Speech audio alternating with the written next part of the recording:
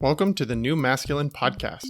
This is a place where masculine identifying people come together in community to disrupt outdated models of masculinity and together construct new models for our way forward as men. As a special note, while this conversation is between men, this podcast values all beings and seeks to create positive impacts for all. I'm your host, Travis Stock. I am a master life coach, an equus coach, which means I often partner with horses when supporting clients, and I'm a teacher. In my coaching work, I am passionate about the balance of masculine and feminine energies in each of us, regardless of gender. I seek to help others nurture a relationship with both types of energy, which often leads to a greater sense of wholeness. And yet what I found in my work with men is that many of us have been taught messages about what it means to be a man by first teaching us to avoid anything that is associated with the feminine. That avoidance leads to few experiences of intimacy, emotions outside of anger, vulnerability, or even a sense of belonging. Striving to comply with these models of masculinity has many of us feeling isolated, ashamed, unworthy, afraid, angry, and depressed. That's why I started this podcast, to bring men together who are ready for something new, something more whole. You all know that I love when a man can take a significant challenge in his own life and turn it into an opportunity to help others. And today's guest is one of those men. On this episode, we delve into a remarkable journey of resilience, transformation, and leadership with executive and mindfulness coach Michael O'Brien. Before his life-changing collision with an SUV during a training ride on his bike, Michael was immersed in the world of sales and marketing, thriving yet feeling the weight of everyday stress that plagues many of us. But that fateful collision, which he calls his last bad day, sparked a profound shift in Michael's perspective, igniting a transformative journey that redefined his mindset, actions, and purpose. Something he credits as significant to his healing journey is taking daily moments for quiet and connection to his breath. In other words, his inner knowing told him that it wasn't just his body that needed to heal, but so did his mind. He now uses his corporate background, along with a commitment to diversity, equity, and inclusion, to ground his approach to mindfulness that anyone can utilize. And part of that approach includes the app he's created called Pause, Breathe, Reflect, which offers meditation, mindfulness, and gratitude practices in simple and easily approachable ways. On a personal level, Michael identifies as a husband, as a dad, and as a listener. While I've already heard a little of his story, I'm so excited to dive more deeply into it and share it with you all. So let's welcome him into the New Masculine. Thanks for joining me, Michael.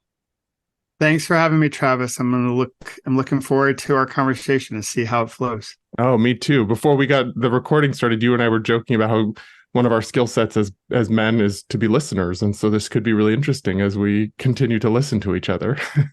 Absolutely. It's going to be a really quiet podcast. Totally. The new edginess is going to be quiet in a sea of noise out there in the world. We're gonna do a 180 and we're gonna have 45 minutes of quiet. I think we might be on to something. Yeah, who knows? It might be a new genre all in itself. So we'll try it out here and we'll see how the listeners respond. Yeah, buckle up, listeners. Is there anything else that I didn't share about you in that intro that feels important for people to know about you?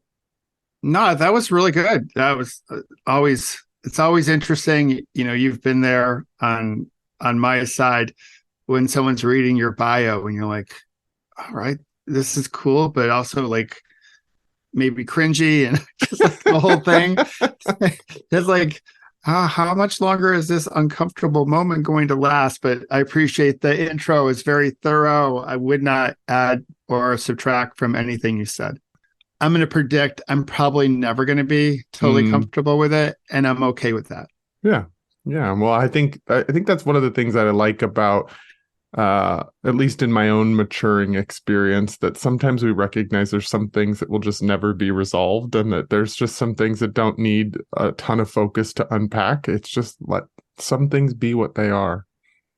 Yeah, I'm not sure what age it was, but it was just getting comfortable with not knowing. You know, there's so much pursuit of knowing, you know, what's the right answer? Is this going to be on the test? So we spend our early days like wanting to know the answer.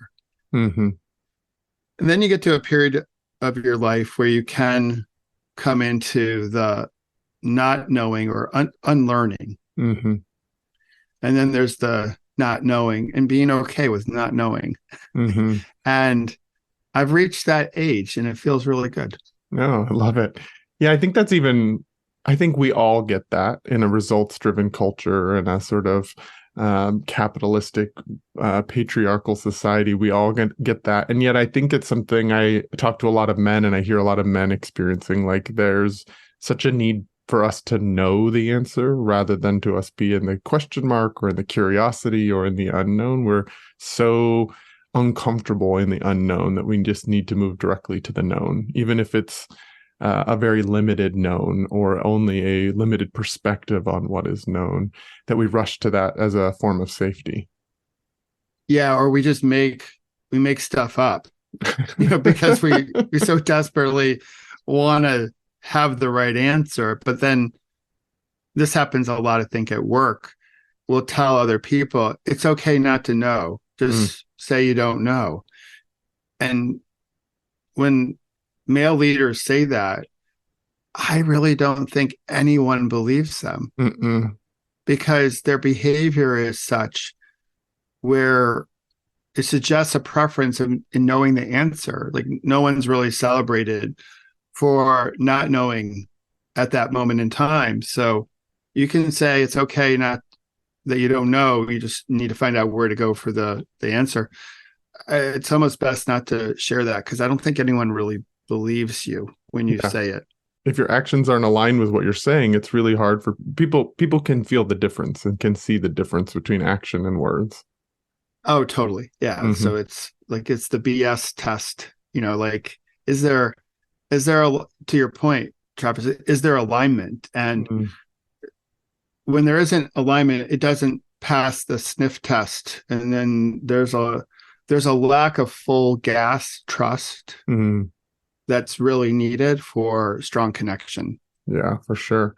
So let's actually learn a little bit more about you and your journey. I kind of alluded to some of your story, but I'd like to kind of rewind even further back into like your growing up in our culture. What was it like for you as a boy growing into manhood? What did you learn about being a man? What were some of the ideas that come to mind when I ask that?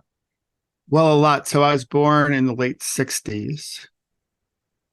So I like to think, but I choose to believe is my parents were really optimistic because they brought another creature into the world at a period of time in the States where things were tumultuous. There was, the 68 riots and a whole bunch, compared to like the times that we live in today, and everyone today is like, oh my God, this is the worst time ever. And I'm like, it's bad, but it may not be the worst. And so I grew up in a very white world. Like we had 400 kids in my high school class. 4 were Black. I grew up in a world where dad went off to work and many of the moms stayed home to run the house. I'm a Gen Xer, so that was the start of like when we got into high school, mom started to work. So we had latchkey kids.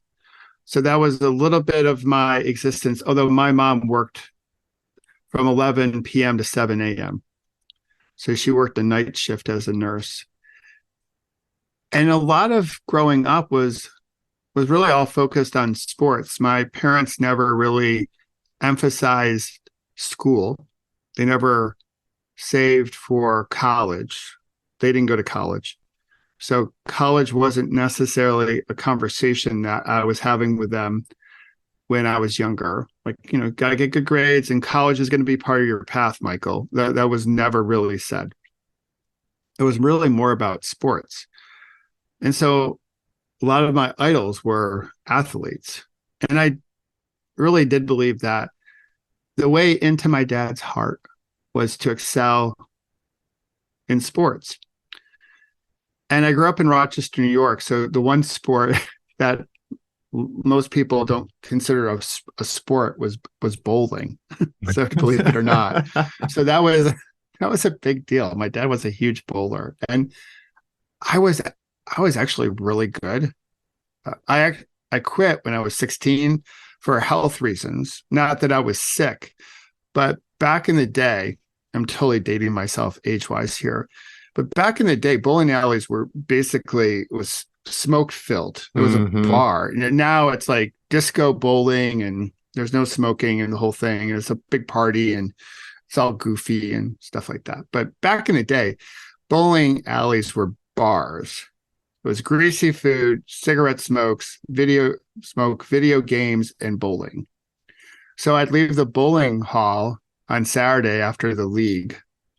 You know, I had my shirt, my monogrammed bowling ball, I had the whole thing, Travis. I was like totally throwback to the 70s. But I reeked. I just stunk of like cigarette smoke. And I was like, this can't be good for you. So like I quit. But and that was actually a really big deal Wow. because I thought I was letting my dad down. Mm-hmm. Again, that whole connection with sports, that's how I'd pierce my dad's heart, where I would get his love. And we never really talked about anything deep. So you mentioned I'm a listener, at least I identify myself as a listener. I never really felt my dad listen to who I was at all. He loved me. I know he loves me, but it wasn't like we were having any type of conversations about going through the teenage years and, you know, being a boy and becoming a man and what that we didn't have any of that conversation at all. Mm. So I just looked at celebrity and sports and peers like, well, this is what guys do. But I've always had, I think growing up, a part of my personality having a feminine energy to it. And maybe that comes from my mom, but how I got like shown into the world was like a lot of care and a lot of like trying to be kind and compassionate um, to other people and other creatures.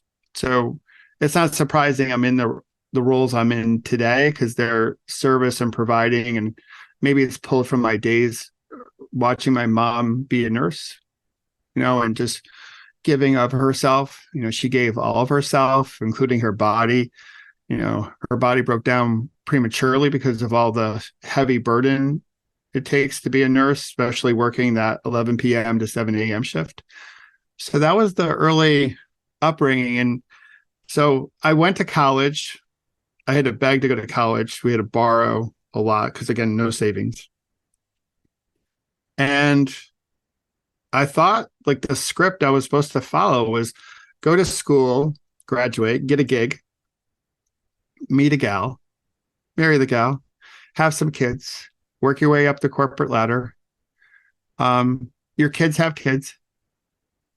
Then you become a grandfather, and then you spend time with them. And then eventually you tap out.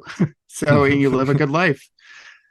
And I came into my adulthood not really knowing how to process stress, not really understanding who I was completely, and feeling like I had to be like what I thought men had to be, just looking through the lens of society. Mm-hmm. And that was the whole start of it. So I was sort of unsure of myself, I would say. And but I saw the pain I was having. I saw that pain in other people Mm-hmm. as well, but I couldn't necessarily articulate it well. Yeah.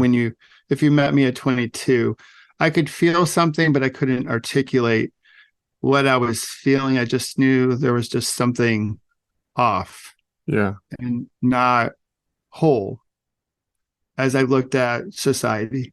So there's something off that you can feel, and there's like an unsuredness you can feel in those early adult years that you were experiencing. And yet, is it true that you were having some level of success at following that trajectory that you laid out of like go to college, get a job, meet a gal, get married, climb the corporate ladder. I was rocking that. Oh yeah, like I was great at that. Travis, I was like home run, right? Or a bowling analogy. That's a turkey, 3 strikes in a row, right? So, but yeah, like I did that really well. Yeah.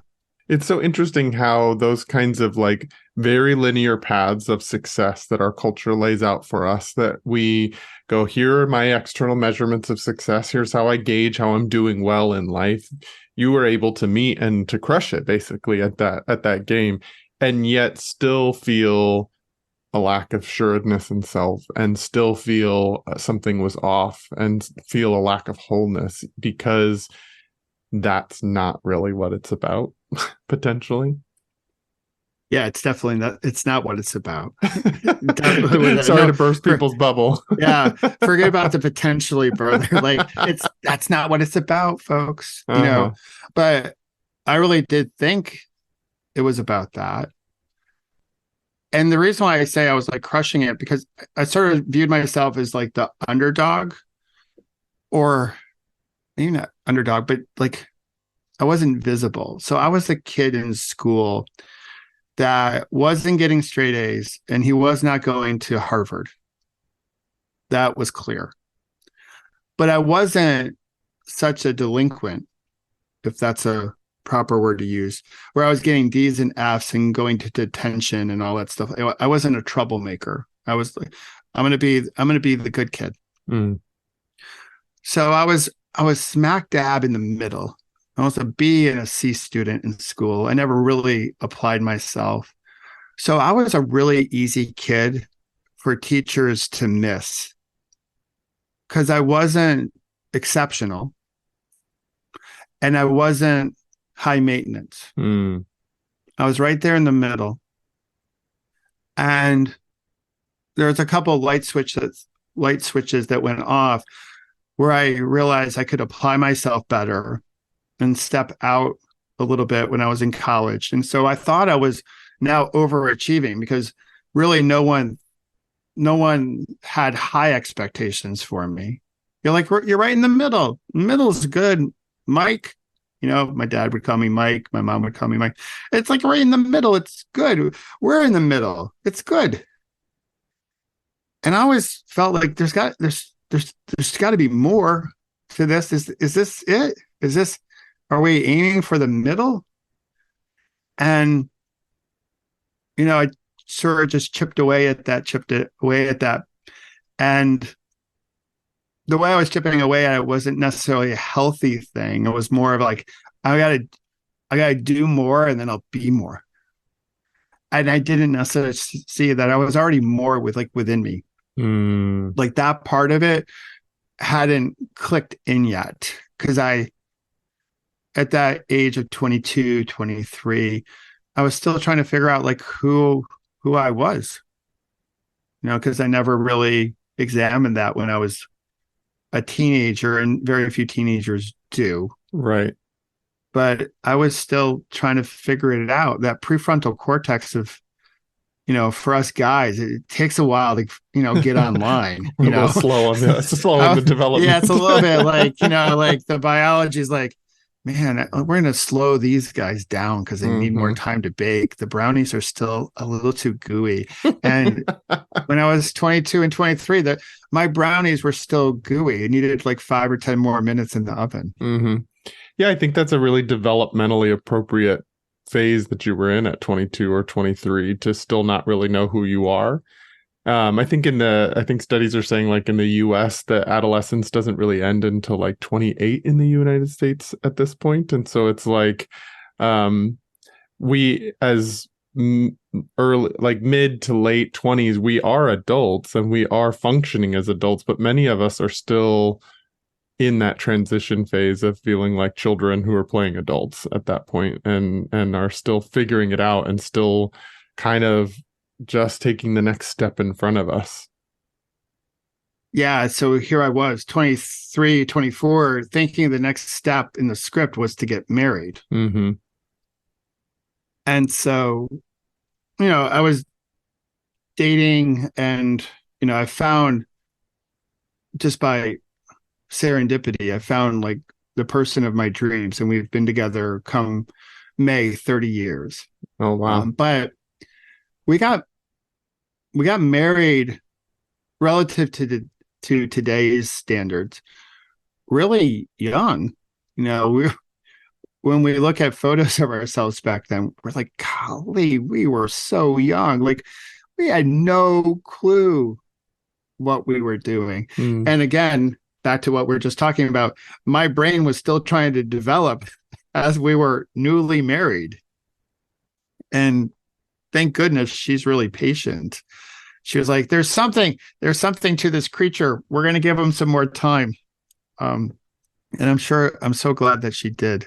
So, because I was still trying to figure myself out, like, through your 20s, and then you get to your 30s and you start to figure it out. And then I had my crazy accident, and that was the big pause I needed to begin again.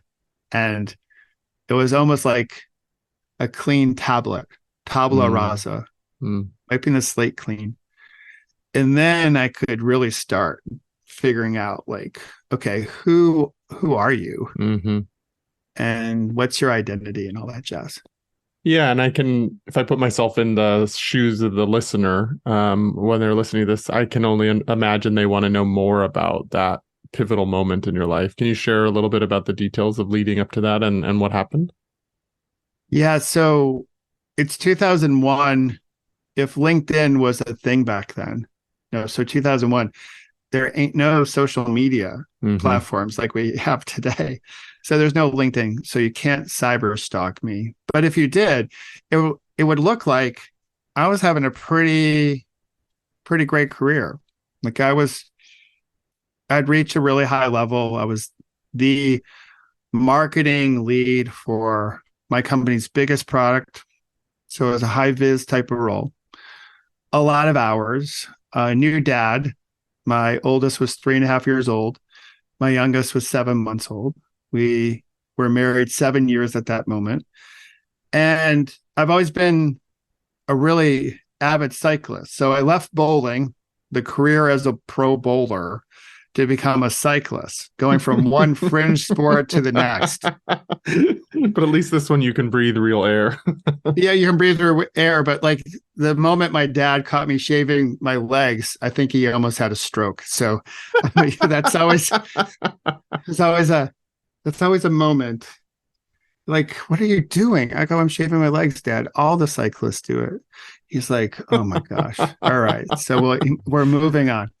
So with my youngest one coming to be 7 months old, I wanted to get back into competitive bike racing. And so I was training for a bike race. I went out to New Mexico for a company offsite. It was one of those Monday through Friday affairs. And one day was a half day of freedom from the team building. So most the other guys brought their golf clubs. They're going to hit the links, chase a white ball around a lush lawn. And I brought my bike out because I have this goal, still do, of riding my bike in every one of our 50 states. And New Mexico had not been conquered yet. So I was like, oh, this is perfect. Breathe in the air, get some exercise. And on the morning of July 11th, I came around a bend and a Ford Explorer had crossed fully into my lane. When I saw it, I was like, it sees me, right? Like, ooh, like what's happening? It was so surreal. Everything slowed down, as one can imagine. And then the next thing I remember is the sound of me hitting his front grill. The sound I made as I came into his windshield, I blew a hole through it. It hit me so hard. I remember the screech of his brakes. I still remember that to this day. And then I made a thud as I came to the asphalt below. Of course, I was knocked unconscious. When I regained consciousness, I was surrounded by EMT professionals. The whole place was like, it was a swarm of like red and yellow and blue lights and the whole thing. And I was certainly out of it. They were asking for my identification. I had no ID on me. So I became trauma patient Mango until my wife could ID me. So we have a a nice mango margarita is, has a special place in our heart now. So, delicious and meaningful. yeah, yes, absolutely. It's two drinks in one. So, and I just remember asking them, "How's my bike?" Because that's what cyclists do when we crash. The first thing we're like, "How's my bike?" And it's like the bike. They're like, "The bike's fine." Total lie, by the way. The bike's not fine. It was demolished. They're like, "Just try to breathe." And I was like, "Holy cow! I can't believe this is happening." So I can't move. I'm in the worst pain of my life. They tried to get me on a backboard 3 times. Each time I screamed louder because it hurts so much. I had broken a whole bunch of everything. What I didn't realize is I was bleeding out in the middle of nowhere, New Mexico, because the left femur shattered, and when it did, it lacerated the femoral artery of my left leg. So I was losing a ton of blood, and the accident scene was a bloody mess. Waiting for the helicopter to fly me to Albuquerque, a 19-minute flight, and I kept on thinking, like, this is not in the script. Like, who ordered the rewrite? Like, I demand to know someone from the Screenwriters Guild, right? So, like, who ordered this rewrite? And because this was not supposed to be happening.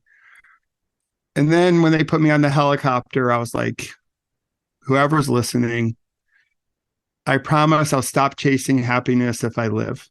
It was like a bargain, because I knew it was grim based on the energy of the scene and facial expressions on the people who are trying to save my life, that they didn't think I was going to make it. They called the state trooper in because state troopers are the only ones that can pronounce people dead at the scene of an accident in the state of New Mexico. They're like, this guy's not going to make it. Somehow, Travis, I made it. And my doctors told my wife that had I been 10 years older or not in shape, I would have died before I got to the hospital. Spent 4 or 5 days in the ICU, and then off to, my hospital room. I was in traction. My wife came out that day with our youngest, and, I started to learn about my accident. The doctors painted a really grim picture of my life ahead. They were like, listen, based on your injuries, you're going to be lucky to walk well again. You're probably never going to get back on your bike. And then in the darkness of the hospital, once visiting hours were over, I would cry a lot, like thinking, like, why did this happen to me? Like, I was playing by the rules. I was the nice kid. Like, I was doing everything right. Why did this happen?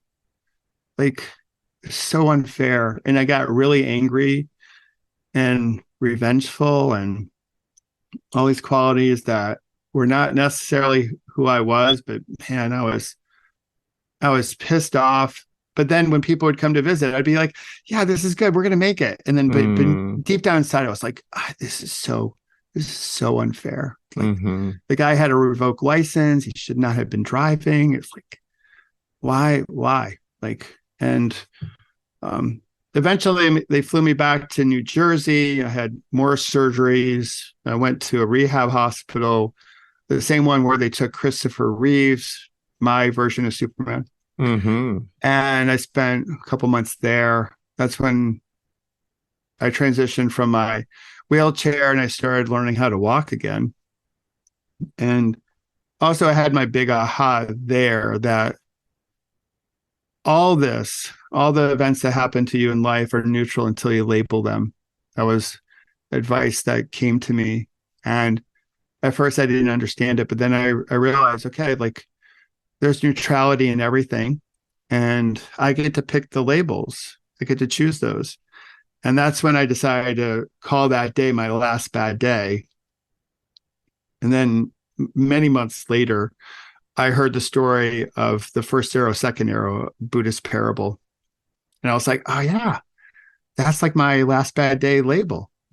And so that gave me a little bit more meaning to that day and why I labeled it as such. And, then I begin this whole recovery process to really learn who am I?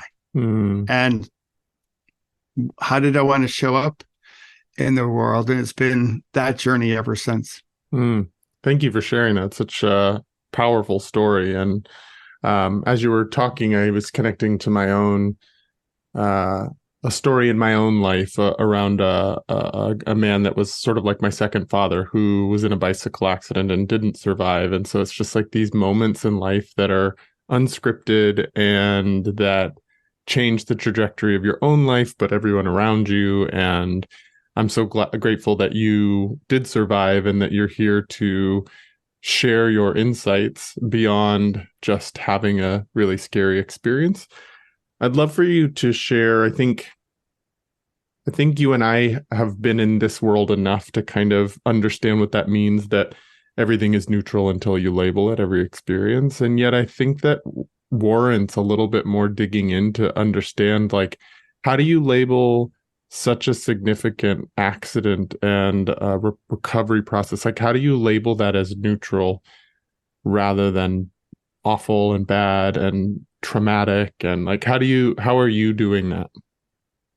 Yeah, such a good question. And I just want to acknowledge like the loss of, your mentor, your second dad, like just like these things happen like all the time. Yeah. Like it's hard to explain, it's just, I hear about him so much more now since I've gone through what I've gone through. And the one thing that we can all expect is the unexpected is probably going to happen at some point in our lives. And so how do we meet those moments? So with my accident, my initial thought was, this is horrible. Like my whole life, our whole life, my family, those around, like it all got tipped upside down and was shaken violently. And like I had no idea who I was going to become. So I was stressed out before my accident. So again, not really learning how to process stress. So I would just shove my stress like rocks in a backpack. I would just like, stressful moment, another rock in the backpack, carry it around with me, right? Another rock. So I would just I wouldn't handle it. I wasn't the kind of guy that would numb it away. So certainly there are a lot of folks that when they feel pain and stress, they numb it or deny it. I was like, oh no, I'm feeling stressed. I'll deal with that later. I'll put it in my backpack. I'd carry all this weight around with me. And I just thought it was normal. That's what you do. That's why they pay you the big bucks, Michael, because it's stressful. And so when I got to the accident, I was like, this is horrible. This is like the worst day ever. And I was certainly struggling. There's a quote that's pretty well known on the internet by Viktor Frankl, the author of Man's Search for Meaning. He basically writes, between stimulus and response, there's a space. And in that space is your freedom for growth. So this whole concept of neutrality does in a big way tie back to his quote. Like there's a space between like what happened and how you want to look at it. And so again, at first I was like, this is horrible. But then I was like, okay, well, taking a step back and trying to shift my perspective of it, it's like, all right, yeah, it was really, there was aspects to it that were really bad and obviously very painful emotionally and physically and otherwise. But there were also like some really cool things, like all those EMTs arrived. Everyone in the hospital went to work. No one asked me who I voted for, who I love, who I pray to, where I live, how much money I make.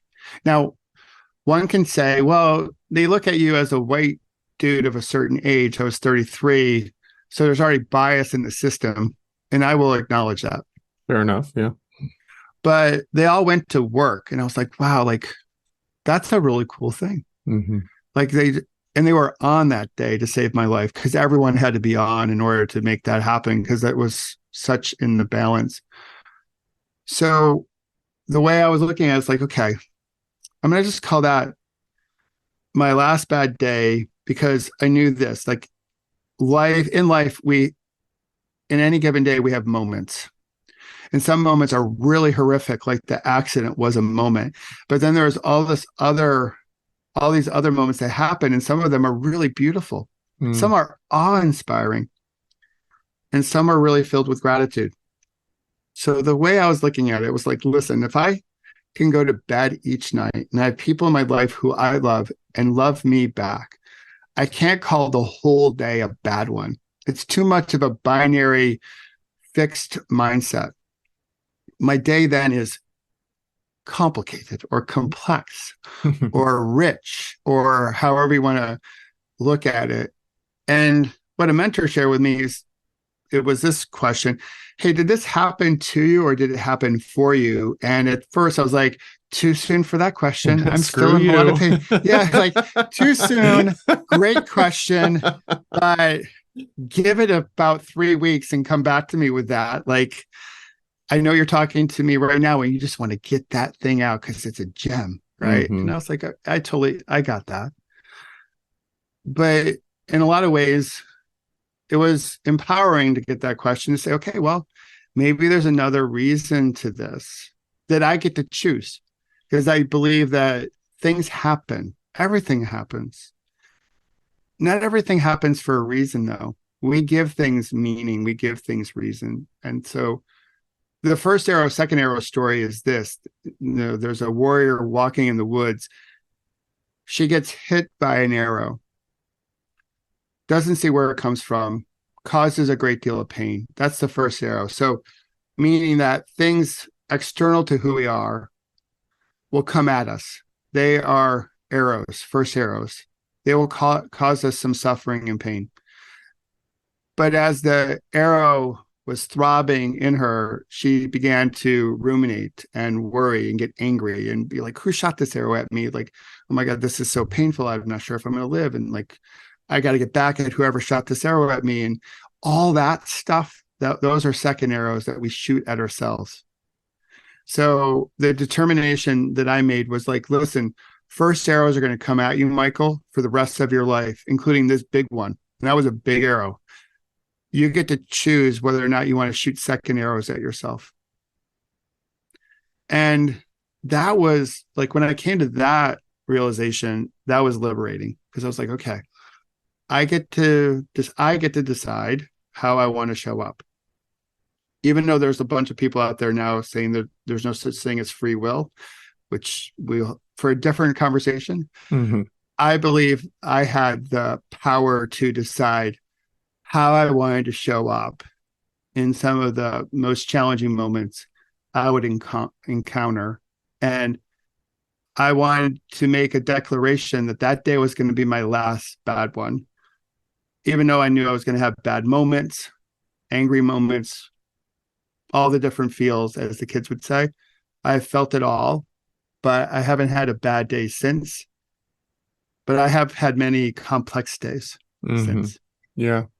Thank you for sharing that. I think it's really important to be able to hear. There's like this nuanced dance that's in there about letting yourself feel what's really there and letting yourself feel the hardness and be able to say to someone, whoa, that question's too soon. I can't go there yet. And also the willingness to continue to explore the story we're telling about something. I mean, the reality is we as humans are meaning-making machines. We tell stories. We talk in our head constantly about our reality and label things and judge things and have full conversations going on in most of us, at least, in our head. And that informs the way that whether we're seeing something as neutral or whether we're labeling it. And so there's this dance between like not suppressing and pushing away feelings in order to like spiritually bypass through some hard experience, but also this recognition that we have the power to continue to evolve our story that we're telling or the way that we're labeling something so that it can be something that we have freedom and ownership around or something that we are a victim to. Yeah. I love how you reference nuance, Travis. I think the times that we live in call for nuance and discernment. Like all There's this so stuff little of is it in the world right holy, now. it's so little. It's like I wish there was a discernment store that had like a holiday special. Like we'd all buy a lot of it, right? So Uh-huh. we've tried to put major issues on the world stage, and locally or personally into these little binary boxes of like it's like this or that or good or bad, and it's so nuanced. A life, that's what life is. We need some level of discernment to understand like where is their openness and where is their bias and how do we navigate it, and how we're inconsistent and like as humans of how we apply it. We all are, including me. Like there'll be a moment where like, oh, yeah, totally alignment, this is how I see things, and then I'll do something here and I will make up a story of how that's totally in alignment. But then someone, usually one of my daughters, will call me and be like, well, how is that like like Hmm. what, and I like, what do you mean? They're like, Dad, like you did this one thing over here and now you're making up this tale about how this thing is in alignment like that other thing is, and it just isn't. And I'm like, oh, you see that?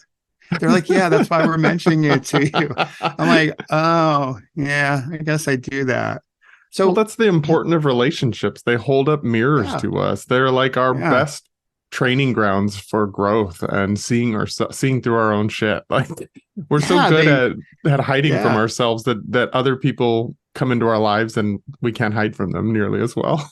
No, they'll just call you out in a really, hopefully a really loving way. But Hmm. when hey, we don't want to personally look at ourselves in the mirror.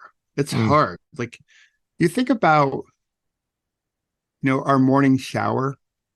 Like we come out of the morning shower naked in front of the mirror. That is like that could be like a disaster of a 5 minutes. Like there's so much like in that minute. You're like naked.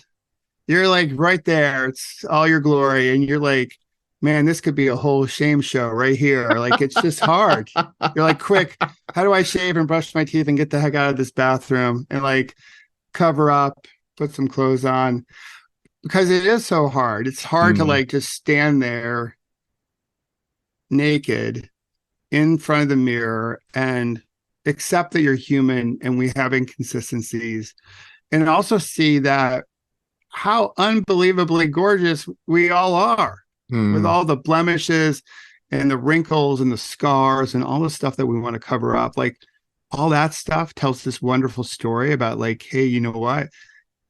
That scar you have, that's a sign that you've been living. Mm. And that's a really cool thing. But we don't necessarily take a lot of time to do that in the morning. We try to Hmm. rush past that. And then, Yeah. yeah, when a loved one calls us out, you're like, oh, great. It's the mirror time, and it, you do like, I know I appreciate it. My girls have made me a better human, Mm. and I love them for that. Sounds like that mirror exercise could be a real perfect place to practice that things are neutral until you label them. Yes. Finding Yeah. that space between the stimulus and the response.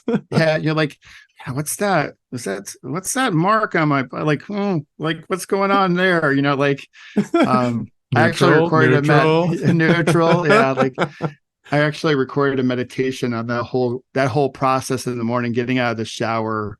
You're all naked. It's just you and your towel, and just like having a moment where you can be loving to yourself and be Mm, like, like, yeah, you know what? Our bodies change, you mm, know. Um, we can be really, we can be marked up on the outside, but we can still be really beautiful within. hmm. And that's Beautiful. that's the stuff that comes out. That's the Yeah. energy that builds connection and makes things happen in the world. Yeah. So you're kind of alluding to recording a meditation. So tell me more about the app you've created and what the sort of purpose is behind it.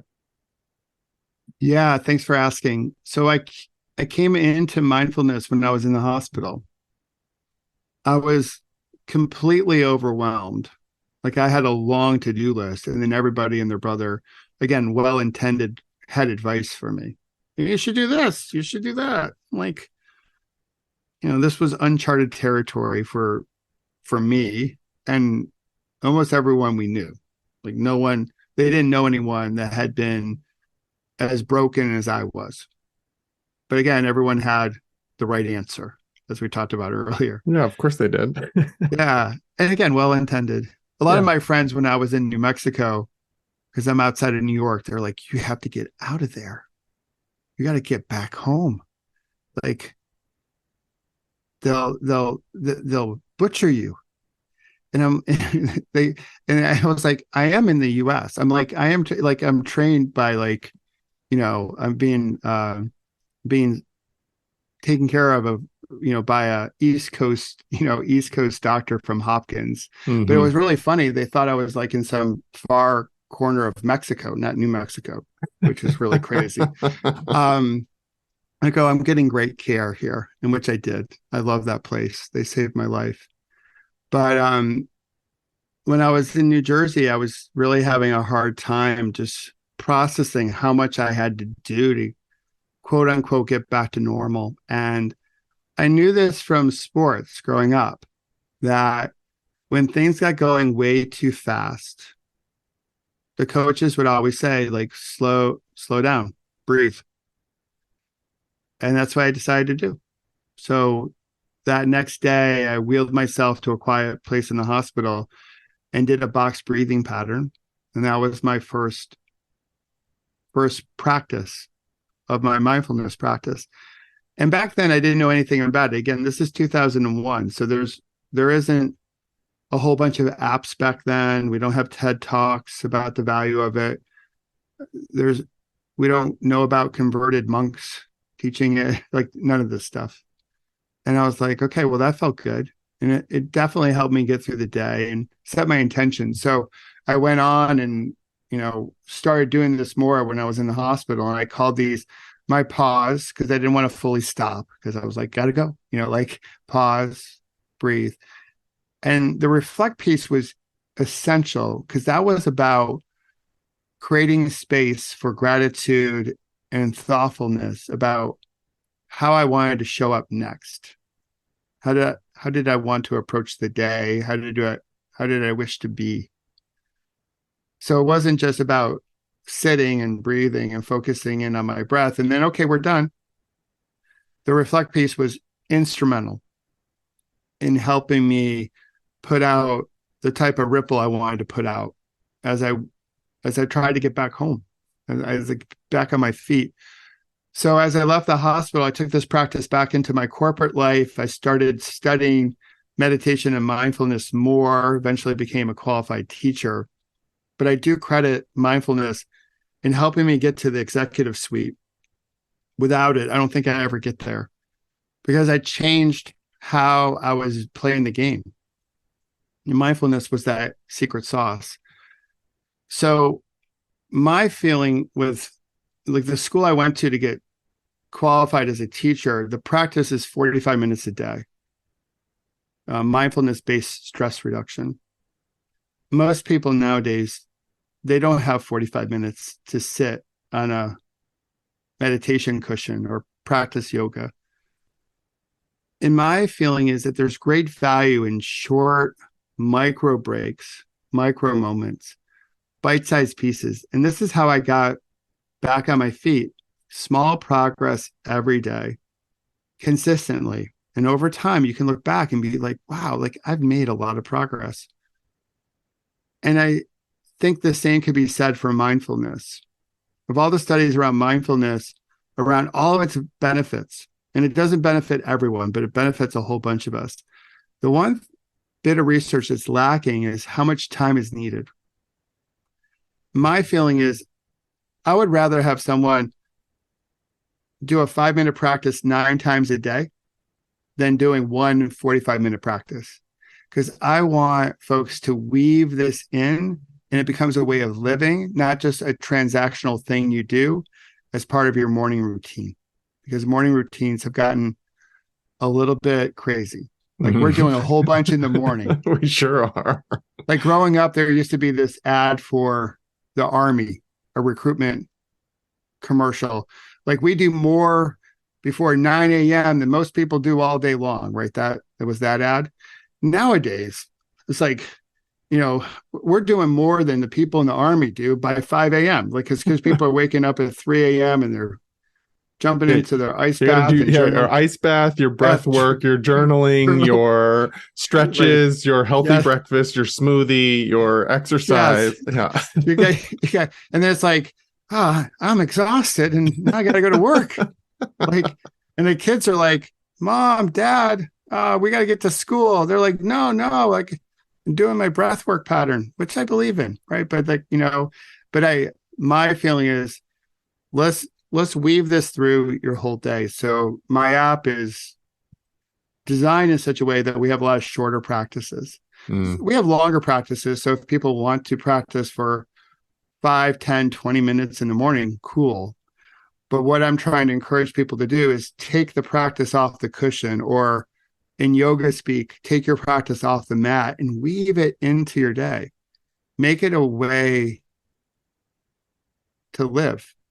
So when you have a moment that's unexpected, you can give it a little bit more space before you choose your label.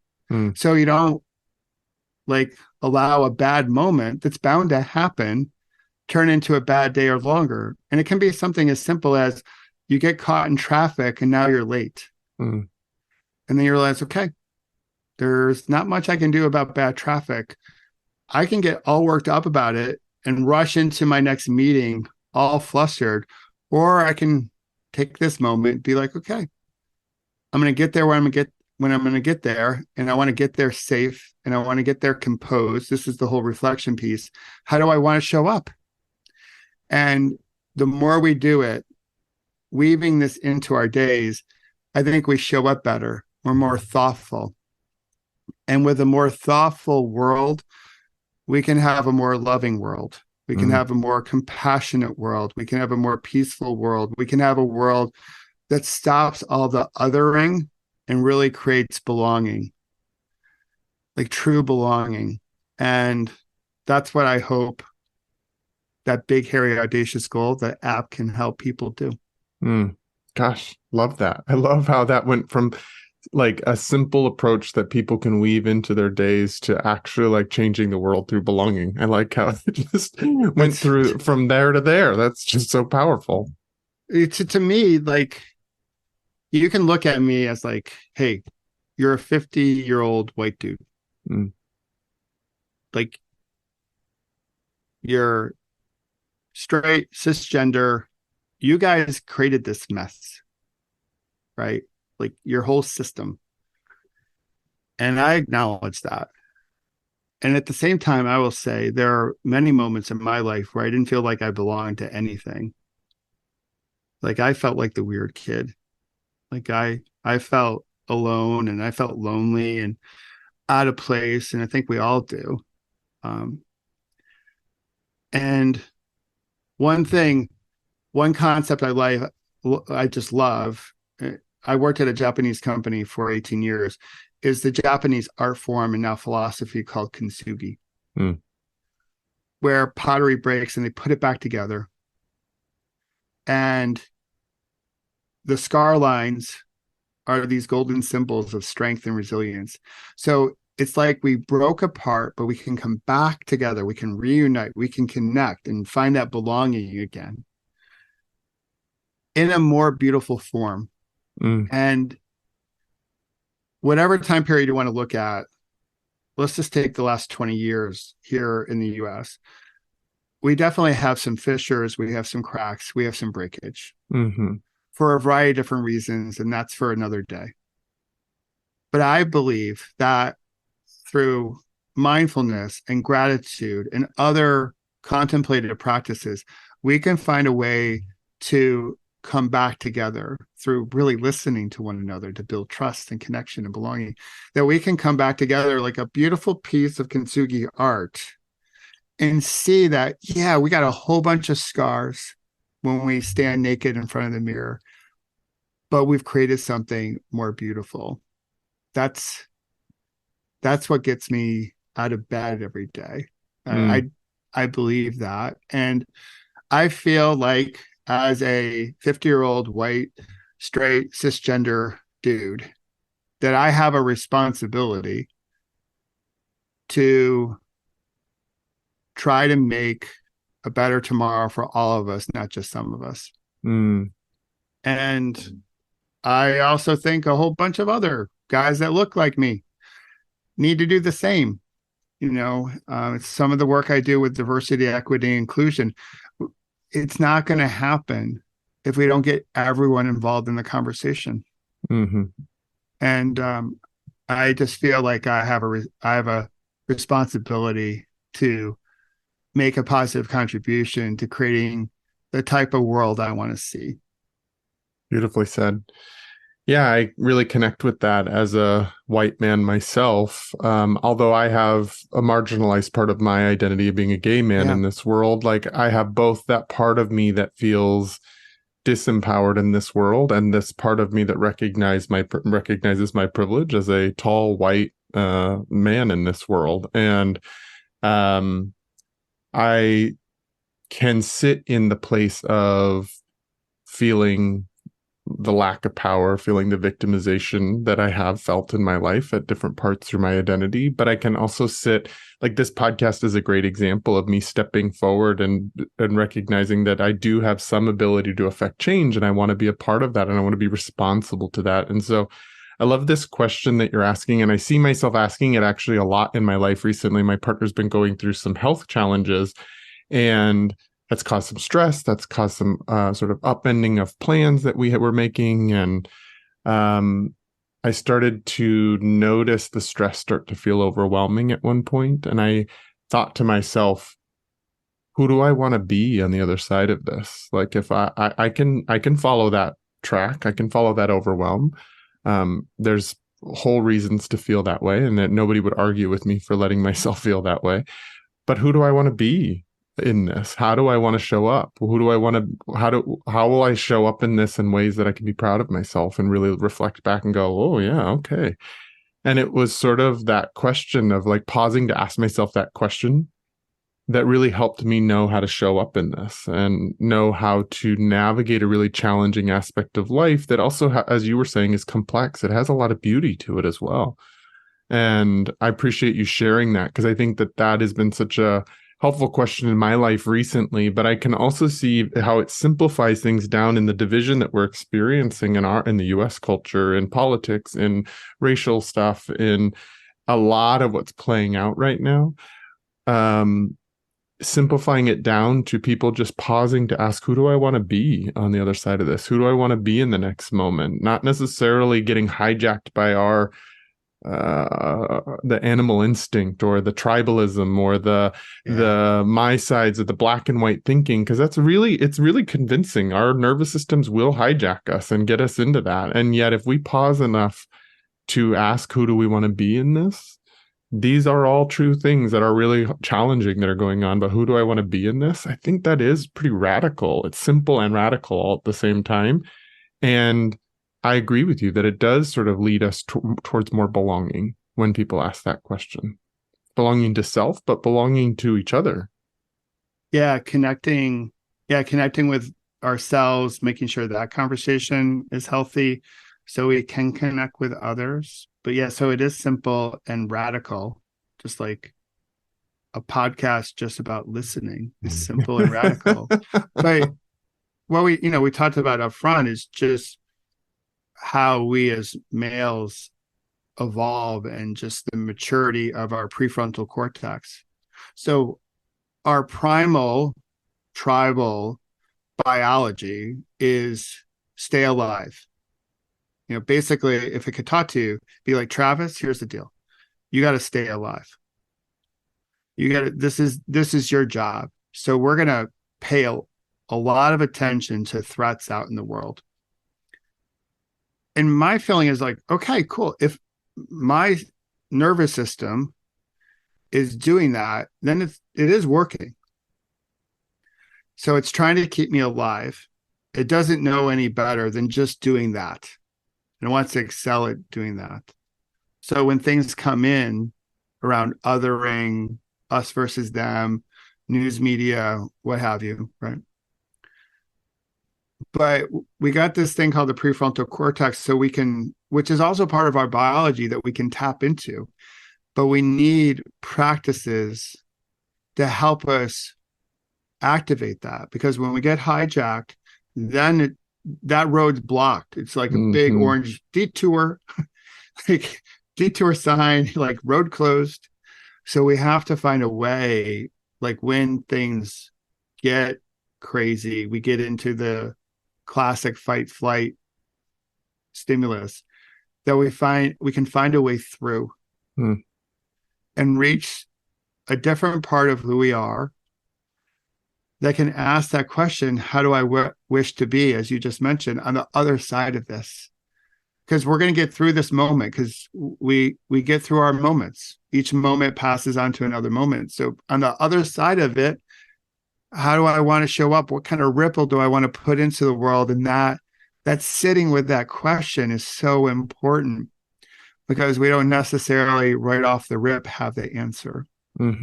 So the unknowing, and I had to sit with that a lot, because there was a lot of aspects to my recovery that were just unknowns. You go into a surgery, you're hopeful, but really you don't know, like, is it going to take until months down the road? You know, and yeah, so I love what you're saying, because it does require that curiosity. How do I wish to be on the other side of all this? Because this crazy moment in time, it will pass. I hope it passes in our lifetime. But how do we wish to be when it's over? Can we find a way to come back together and see the humanity in each of us? I believe we can. I just hope we don't go too far and too long with being disconnected that we don't know how to find a way back home. Yeah, that work becomes a lot harder the longer we spend disconnected. It does, because that muscle atrophies, right? It's like, oh, it's so hard. It's better to just like binge Netflix. And it's like, it's easier just to like stay at home and not go out. It's easier to go through the self-serve checkout line. It's faster than going through a line with the cashier. Like, all the things to isolate ourselves feels easier. It feels faster and simpler. The hard part is doing the work where we have to actually interact and talk and feel differences and talk about differences. That's the hard work, but that's the meaningful work. That's the work of Kintsugi. That's what brings us back. Beautifully said. If there's one piece of advice you'd like to leave men with who are listening to this podcast, or anyone that's listening, because I really know that I've got a mixed crowd out there. You got a mixed group. I got a mixed group out there. So let's speak to everyone. Yeah, you got a like-hearted mixed group, which is perfect. Yeah. But if you wanted to leave people with one piece of advice or an offering, what might that be? Slow down. Slow down, breathe. Just slow down. Where are we rushing off to? And I will be the first one to say, I like to get things done. Like, this, Travis, like I rode my bike across the country and I do like crazy things. And I like love to make things happen, but we're in a rush. And I don't think we know where we're rushing off to. It's like everything has to get done right away. Do it right now. And then everything becomes a transaction, including the people in our list and in our lives. Even we sit down here and it's right before the holidays. And when we think about our shopping list, we got to cross people off the list. Like, it's like, it sounds really weird, but we do it all the time. And we understand that we're buying a gift for them and we're crossing that person off the list. But like that whole notion of, why to spend more time and more care, just slowing down just a bit, instead of going 95, down the thruway. Maybe we drive 70 and we start to see things differently, and we awake to some of the beautiful things that we miss when we're rushing by them. Beautiful. Slow down, breathe, reflect. Yeah, just like it's Love like how simple it is. Yeah, we'll get there. We're all ending up in the same place eventually. Like no one gets out of this thing alive. So like enjoy the ride, breathe it in, get stuff done. There's stuff to do, but be thoughtful about how you do it. Well, I've had such a lovely time connecting with you, just talking with you, hearing some of your journey, getting to feel some of my own story through your sharing. And I completely believe that the listeners will get a lot out of hearing our conversation. If people wanted to find out more about you, the work you're doing in your app, how do they find you out there in the world? Well, first of all, Travis, thanks for having me on. I really enjoyed our conversation. I knew I would. Like you're a good, as I would say, like-hearted human. We hear the need or the desire to be with like-minded people. I think the goal should be to be with like-hearted people. Totally agree. And so if there are like-hearted people out there that want to connect with me, probably the best place to go is michaelobrienshift.com. From there, they can find Pause, Breathe, Reflect. They can find the app in the App Store. And they can find other links like on social media and stuff on that website. So that's the main one, and there are offshoots from there. So Okay, but great. Love to connect with people and talk about how we can put a good ripple into the world together. That'd be awesome. Beautiful. Yeah, well, I'll make sure that your website's in the show notes so people can easily access it. If people want to get in contact with me, you can go to my website at travisstock.com. You can also follow me on Instagram at Trabber03. That's where a lot of the ongoing conversations of the podcast are going on. So if you have a question or thoughts after listening to this, please find me on there. Also, if you're interested in becoming a contributor to the mission of the podcast, please go to patreon.com/thenewmasculine. Thank you so much, Michael, for joining me, for offering us space to think about pausing, to breathing, to reflecting on our lives, on our responses to things, and in the sort of the invitation into that neutrality you talked about. Thank you so much for joining me, and until our next episode.